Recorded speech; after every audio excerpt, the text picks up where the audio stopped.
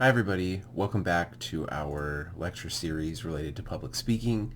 Today we are going to be talking about language, but this particular lecture series is going to contain two lectures. One about language, the other about how to use our body language to benefit our ethos or our credibility, to improve our authority, but also to combat some of our communication apprehension or our speech nerves. So that'll be second to today, or to this particular lecture, if you will. Today we're talking about language, and language is one of my favorite things to talk about. It's a really, really fascinating thing that directly impacts everything that we do throughout the day.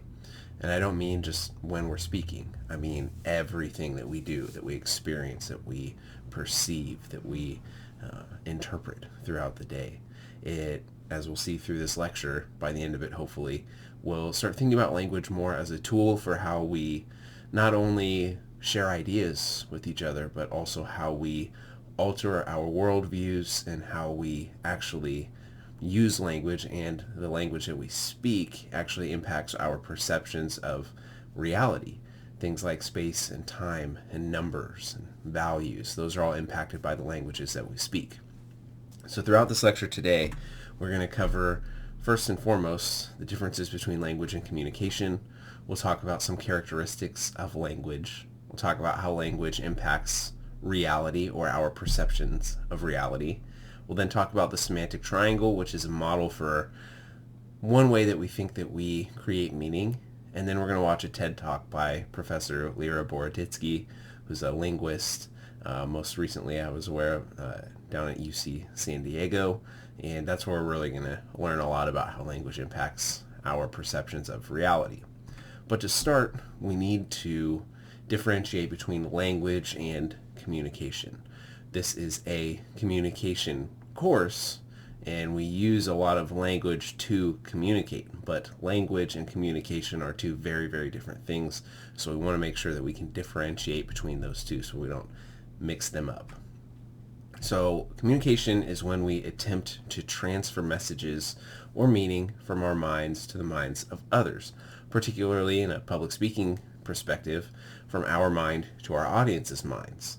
This is not done solely through the use of language, through our vocal language. It's done through visuals, through statistics, through body language, through gestures, through how we sound, so our vocal delivery. It is done through a variety of different means, not just by the use of language. We want to really think about communication and focus in on what communication is by thinking about the transactional model, or those models of communication where we had the sender, channel, receiver, feedback, noise, all of those things going on that were kind of encompassing the communicative events that we take part in, that we create. We want to think about the encoding and the decoding process of the sender or the communicator and the receiver. We want to think about how we encode, how do we decode or translate. What processes do we go through when we're sending or receiving messages? We can think about this in a variety of different ways, and language adds to this. So if you remember that transactional model, in the middle we had the channel and then we had the message. The language that we speak is going to most directly impact the message that we are crafting, the way that we encode and the way that we decode. So it's a means by which we communicate. And really we want to define language as a system of symbols that humans use to form messages. And I say humans specifically because there are other creatures that seem to communicate vocally, use language. We just don't understand that. And for our purposes in public speaking, we're going to be talking to humans. So we want to make sure that we're thinking about it from that human perspective. But think about language as a toolbox, as a system of symbols that we can use to form messages.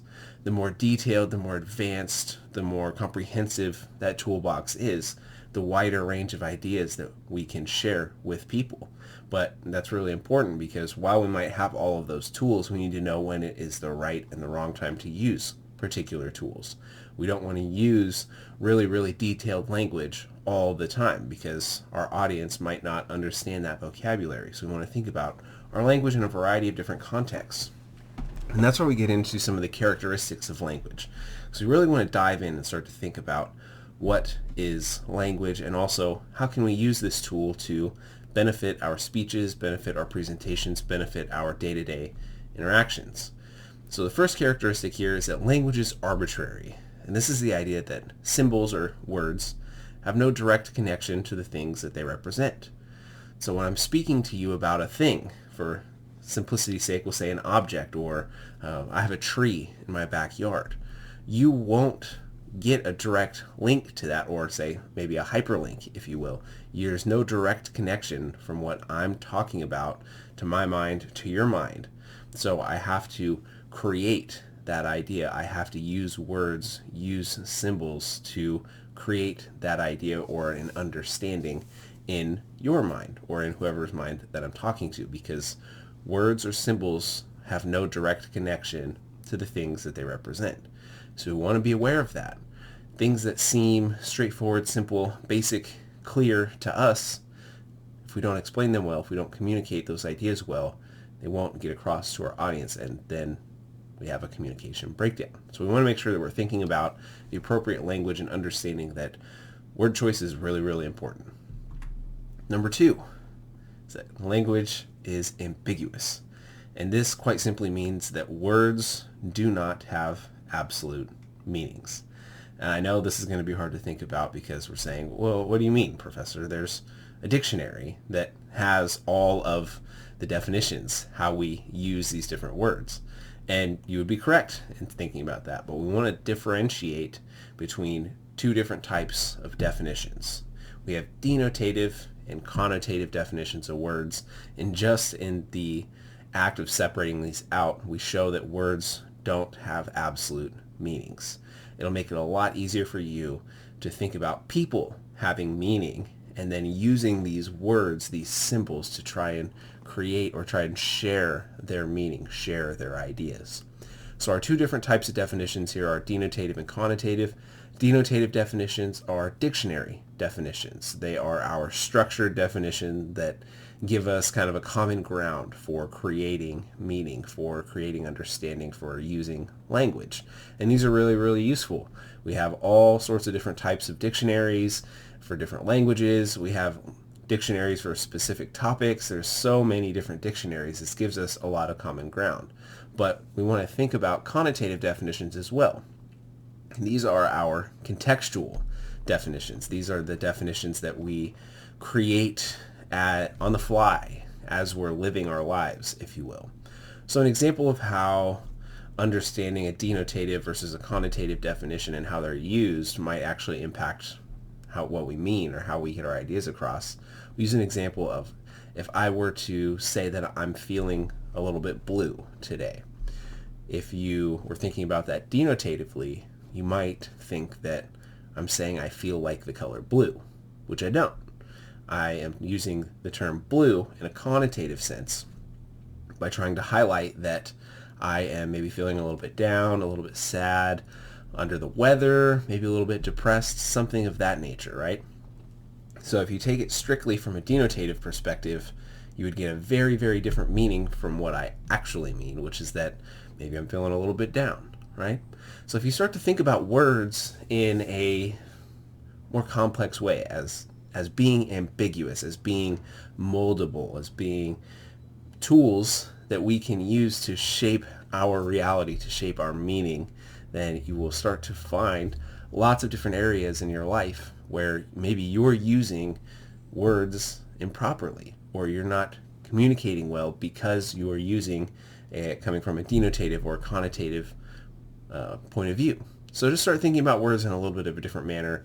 The biggest thing that you need to take away from this characteristic of language is that words do not have absolute meanings. People have meaning, and we use words, we use symbols to try and share and create ideas and create that meaning between people. Next up, we have the characteristic of language that it is abstract, so it's not tangible. You can't touch it.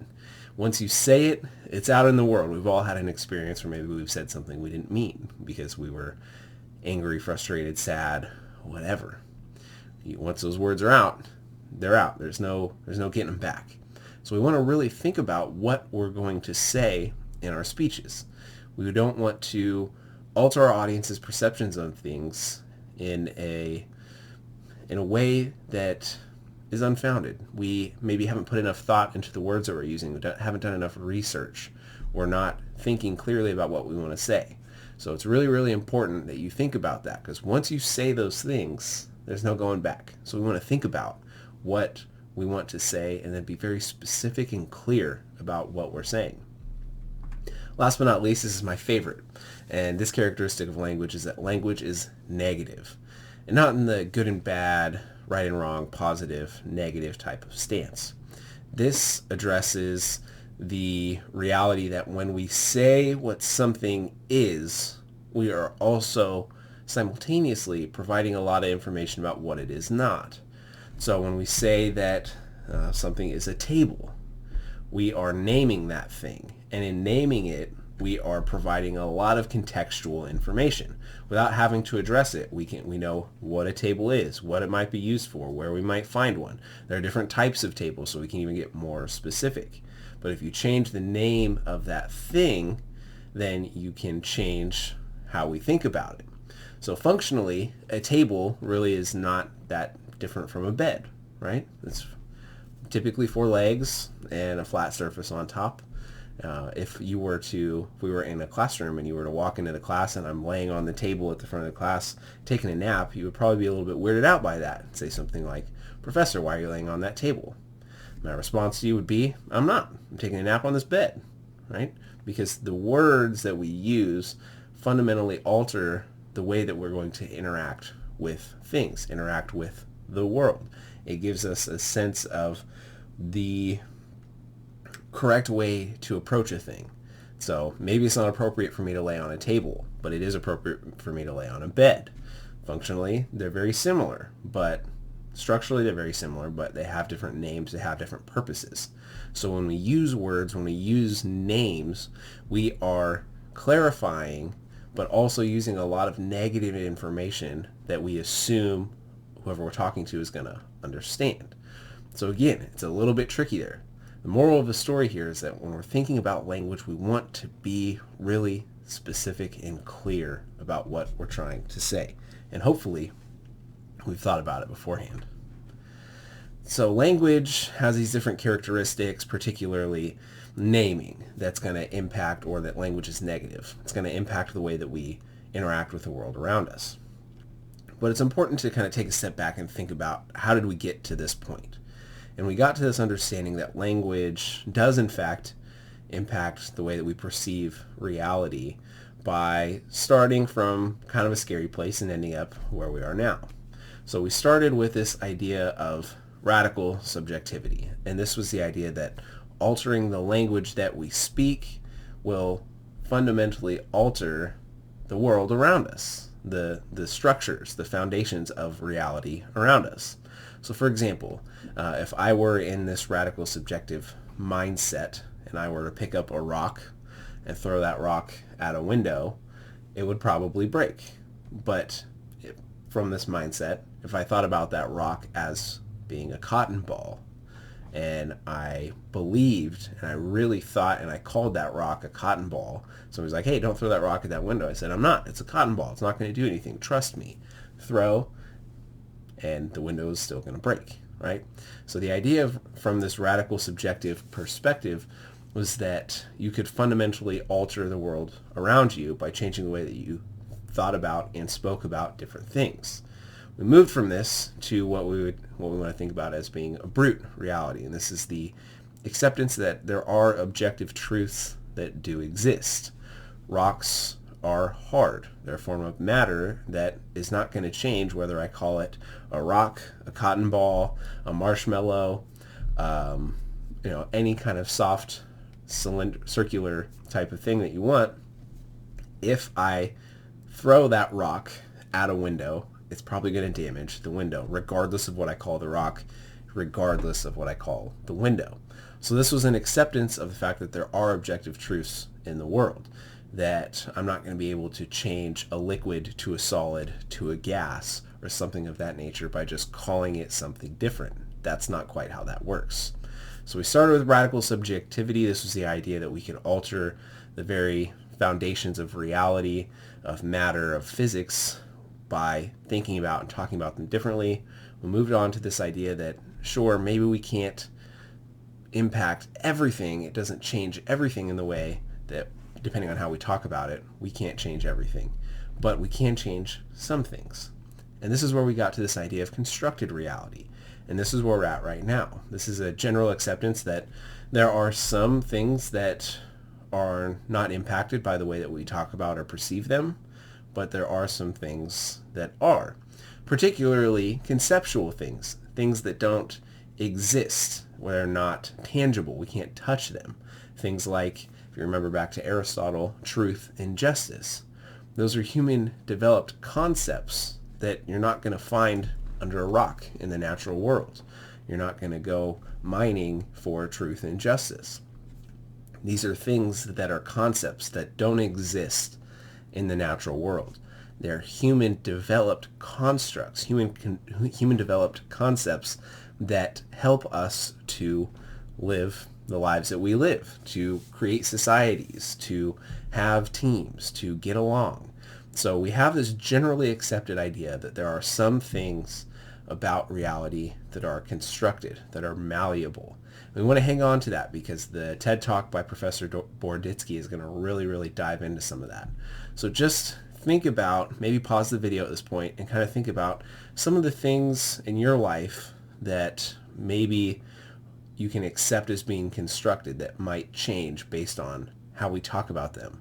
Things like good and bad, right and wrong, moral, immoral, truth, justice. There's so many different things that fundamentally impact the way that we interact on a daily basis that are purely created by us, by humans. And the language that we use directly impacts those things. Now, last but not least, before we get into the TED Talk, we want to kind of bring this back to a little bit more solid ground. We want to think about how we use language to create meaning. How do we create meaning in general? So earlier on in the lecture, we accepted the idea, or talked about that language is a system of symbols humans use to form messages.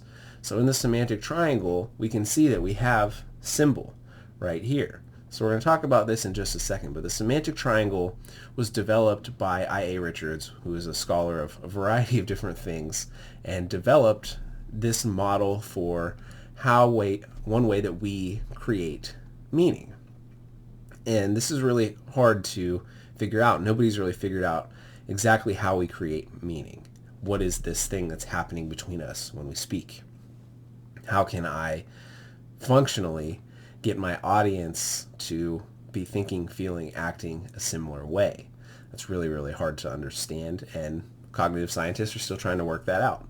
I think the semantic triangle gives us one, at least somewhat concrete idea of how we create meaning. So it's made up of 3 different parts. We have the thought, referent, and symbol.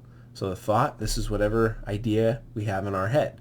It's your thought. It's what you think about when you interact with a symbol. A symbol is a representation of something, so a word, image, or anything. But for today, we're thinking about it as words, because language is a system of symbols humans use to form messages or use to communicate. And then we have the referent. So this is the actual object.